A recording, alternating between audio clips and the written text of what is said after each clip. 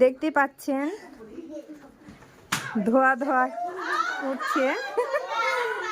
এটা হালুয়া বানিয়েছে আমাদের, তো সেই স্বাদ মনেই হবে।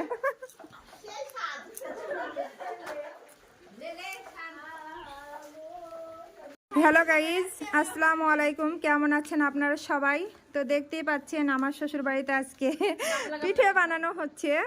তো এত পরিমাণে পিঠে বানাচ্ছে যেন গামলা মানে ভর্তি করে করে, গামলা ছাড়া সবার হয় না, তো তার জন্য বুঝেছেন। তো আমরা তো পিঠা খেতে ভালোবাসি, সেই জায়গা থেকে তো আমরা গামলা ভর্তি করে খাবো রে রুমা টাকা। তো দেখছেন আজকে আমরা কি সুন্দর করে পিঠা বানাচ্ছি। সবাই আছে, যা আছে, ভাসুরের বেটি আছে, লাতি পুতি থেকে কি যেন ছেলের বউ না, সবাই আছে।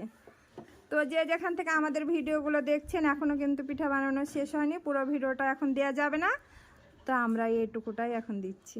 সবাই বেশি বেশি করে লাইক কমেন্ট করবেন। আল্লাহ হাফেজ। আর পিঠা খাওয়ার দাওয়াতটা চলে আসেন।